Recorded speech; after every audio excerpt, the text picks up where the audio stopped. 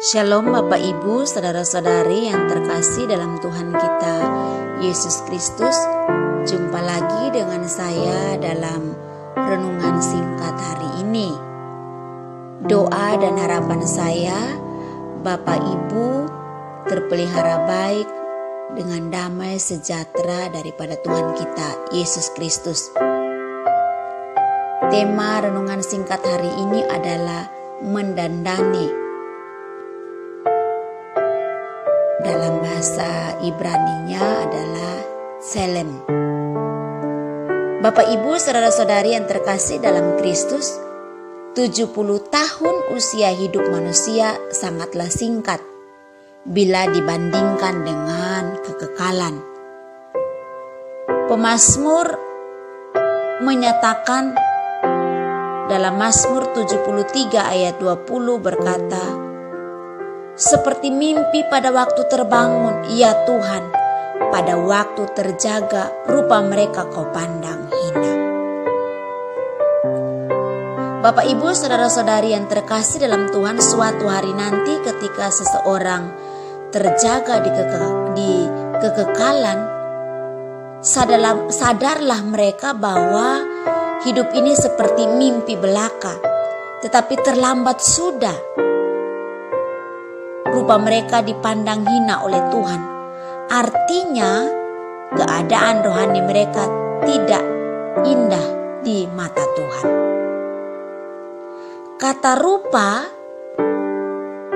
dalam bahasa Ibrani adalah Tselem, menggambarkan manusia diciptakan menurut gambar dan rupa Allah. Gambar dan rupa Allah. Ini menunjukkan gambar dalam arti unsur-unsur dasar yang dimiliki Allah itu juga dimiliki manusia, yaitu pikiran, perasaan, kehendak, kekekalan,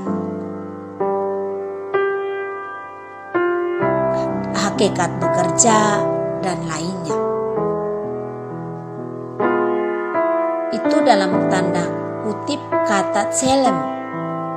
Pengertian kata rupa dimaknai ada dua kata di sana, Tselem dan demut.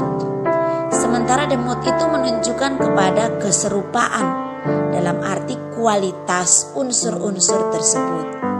Ini menjadi tanggung jawab manusia. Nah, eloknya wajah batinia kita ini di kekekalan diukur dari kualitas Tselem, yaitu apa yang ada dalam jiwa kita, pikiran, perasaan, dan kehendak kita. Jadi kalau selama hidup di dunia ini kita tidak memperdulikan wajah batinia kita atau yang dari dalam kita, jangan heran atau kaget jika setelah meninggal rupa kita tidaklah seelok di pemandangan Tuhan atau tidak elok di pemandangan Tuhan.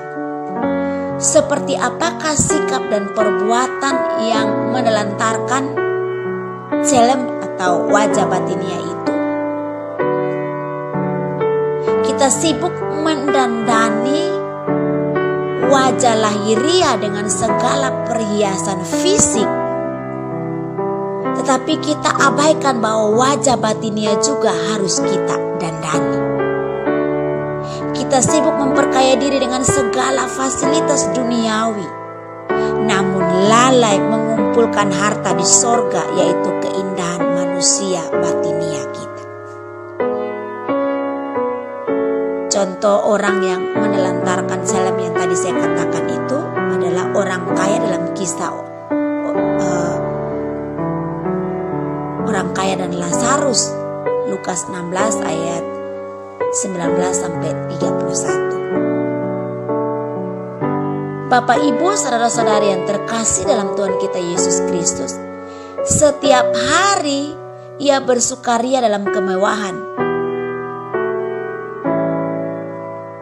Ini khusus untuk orang kaya yang dalam konteks Lukas pasal 16 ayat 19 sampai 31. Tidak bisa dibayangkan saat hidup di dunia ini berakhir, betapa menyesal hatinya karena kedatangan Lazarus ke rumahnya sebenarnya merupakan kesempatan supaya ia dapat menghiasi jiwanya dengan perhiasan yang berharga di pemandangan Tuhan. Orang kaya ini telah menyia-nyiakan kesempatan. Tidak ada lagi kesempatan yang lain. Karena itu selama ia hidup, ia berpikir wajar seperti orang lain pada umumnya. Ia merasa dirinya sangat realistis. Tetapi saat kekekalan itu tiba, barulah ia terbuka matanya atau tercelik mata batinianya. Tidak indah di pandangan Tuhan. Bapak, Ibu, saudara-saudari yang terkasih dalam Tuhan, ia baru sadar bahwa selama di dunia hidupnya hanya fantasi atau hidupnya hanyalah sementara.